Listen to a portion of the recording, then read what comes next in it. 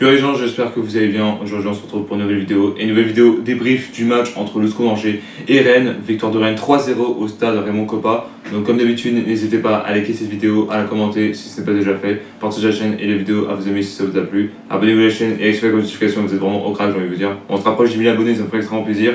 Voilà, n'hésitez pas à vous abonner, c'est gratos en plus, je vous demande pas de payer, etc. Du coup voilà. Bon, on va parler encore de match catastrophique. Au total, 4 défaites d'affilée. Ouais, ça commence à faire beaucoup. En même temps, on n'a pas vraiment eu beaucoup de chance parce qu'en réalité, là, les équipes qu'on s'est tapé, c'est pas incroyable, la vérité. Putain, déjà contre particulièrement Toulouse, Brest, non, si, Brest, non, pas Brest, excusez-moi, je raconte cette info là. Contre Brest, excusez-moi, donc Toulouse, contre Monaco et là Rennes. En même temps, on était 3 fois à domicile, donc là, c'est un peu compliqué, surtout entre détails dans ce match. On est l'un des pires équipes à avoir le moins de points à domicile. Et les Rennes, ils ont presque le moins de points à l'extérieur. Ça, c'est vraiment incroyable. Là, on est combinés, là, les Rennais et moi, et nous, sans déconner. Voilà, donc comme d'habitude, on va parler de la coupe de l'équipe. Le match, bon, tout est catastrophique, mais après, il faut qu'on se réveille. Et surtout, particulièrement, le classement en général, combien on est, etc. Voilà, donc au total, particulièrement, en Copo, nous avons eu Fofana au cage. Ensuite, Arcus, Bamba, Le Forn, Anine en défense. Begbla, Aoulou en milieu, pardon. Alvina, Begdin, Emeali en attaque. Et du coup, numéro 9, Esteban Lepot, ça change pas. Bon, après, j'avoue, gardien, j'aurais préféré voir Melvin Zinger. C'était pas contre Fofana, mais vu qu'il vient de rentrer avec la Côte d'Ivoire suite à la Coupe du Monde 2026 pour la qualification. Et du coup, là, on s'est dit, particulièrement, est-ce que c'est mieux. Alexandre, il voulait le mettre, mais après, moi, au début, je voulais pas parce qu'en réalité, pour qu'il se repose pour le prochain match contre le PSG, surtout qu'en réalité on est extérieur, donc normalement ça peut passer. Après on peut les tenir tête. Du coup voilà. Mais après faut pas vraiment potentiellement aller plus vite que ça, faut pas les craquer maintenant. Donc voilà. Surtout il reste quelques matchs, il n'y en a même pas beaucoup en réalité. Je crois qu'il reste à peu près 6-7 matchs, voire même un peu moins. Du coup voilà. Donc alors, merde. Du coup on va aller tout en bas. Alors déjà un truc détail, c'est que bon, il n'y a pas vraiment grand chose, pas de grosses occasions, etc. À part un corner du côté de Rennes, mais après ça n'a pas été le cas. On a dû attendre la 10e minute de jeu pour voir Kalimundo. Alors j'aurais bien aimé de voir dans l'équipe de France lui, parce que je l'aime beaucoup. Voilà, en réalité, du coup qui avait testé Fofana, et du coup qui était. Oh là putain, pardon, excusez-moi, j'ai un peu une petite boustique.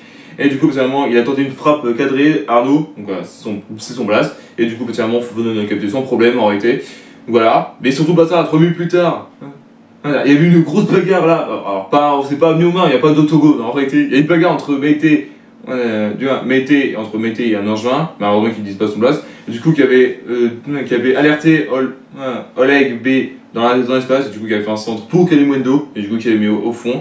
Fofana était battu. Alors après il s'est mis du mauvais côté en réalité, parce qu'il était vers la droite, et après il a voulu plonger, mais malheureusement il était petit.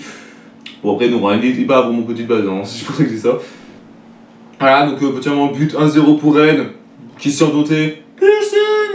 Du coup là, après ça, 4 minutes plus tard, Zamba, qui a rejoint Rennes en réalité. Alors, un truc bizarre ce que tu me fais là, Bryce. Hein. Là, Zamba, si tu regardes cette vidéo, pourquoi de passer le lance à Rennes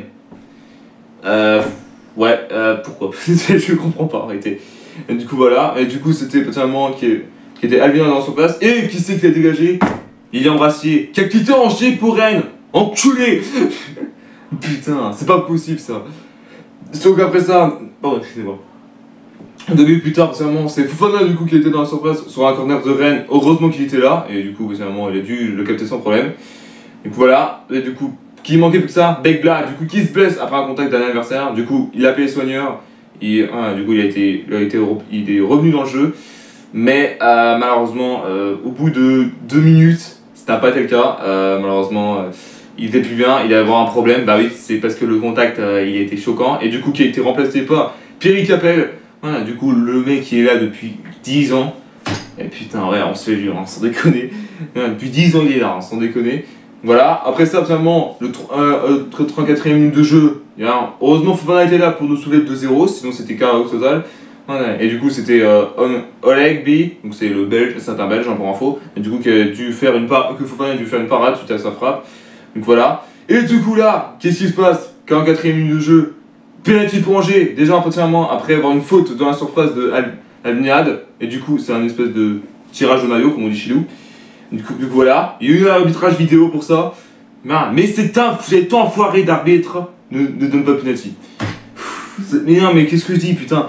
Comme à chaque fois, on se fait toujours niquer. Ouais, on se fait toujours voler. Voilà. Ça va être ça le titre de la vidéo. On se fait voler. On s'est fait voler. Voilà. C'est ça le titre de la vidéo. En réalité. Du coup, après ça, absolument, Samba, du coup, qui sauve un peu, qui sauve Rennes. Bon, surtout que Alvina était dans la surface, mais du coup, c'était capté par Samba. Donc, mi-temps 1-0. Bon, après, là, il faut vraiment qu'on se réveille. Et surtout qu'Esteban Le Paul. Là, je le reconnais plus trop, là, Esteban Le Paul, en réalité. Depuis qu'il est bon en numéro 9, là, c'est plus le cas. Je pense que là, il en peut plus, en réalité. Ouais. Est-ce qu'il faut mieux mettre Boumba Dieng à la place d'Esteban Le Paul? C'est un conseil que je vous donne, en réalité. Du coup, voilà. Ouais. Donc, après ça, bon, après, il n'y a pas trop grand chose, etc. On n'a pas de grosses occasions. Ouais, oui, je veux pas que des grosses occasions, les gars. Oui, je sais qu'il y en a qui vont être d'accord dans l'espace commentaire, mais les gars, moi, je suis un mec comme ça. Il n'y a pas grosse situation, si je peux dire ça.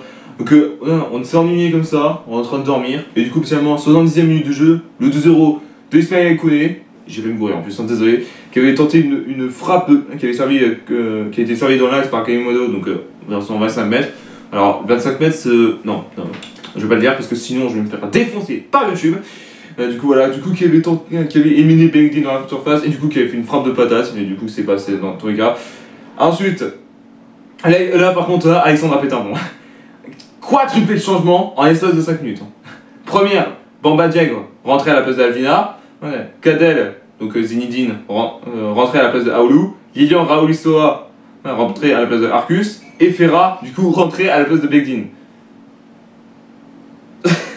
oui, je fais cette tête. Oui, les gars, écoutez, il est chaud, sans déconner. Il est complètement choquant, sans déconner. Voilà. Et surtout, un petit détail. Du coup, on sentait qu'il y avait un penalty pour Angers, on espère potentiellement survivre. Il y a quand même Yannick qui avait trouvé Dieng dans la surface, mais du coup, potentiellement, il a dû être bousculé par un adversaire, mais l'arbitre a rien donné, et surtout la VAR dans le cululu. Voilà. Voilà, mais en fait, à chaque fois, on se fait voler. Je sais qu'il y a un espace commentaire, genre, c'est bon, c'est ça votre excuse de merde, vous avez donné des penalty pour gagner, etc. Vous êtes comme ça aussi, donc à un moment donné, fermez-la. Voilà, vous devrez mieux la boucler, hein, parce que vous êtes comme ça tous les jours à chaque fois. Donc à un moment donné, stop. On a le droit de se perdre aussi. Putain. Ouais. Du coup, après ça, actuellement, 3 minutes plus tard, comme par hasard, 3-0 pour Kalimundo. Mais c'était refusé suite finalement à un hors-jeu. Donc heureusement que finalement le but était refusé, sinon j'avais pété un plomb.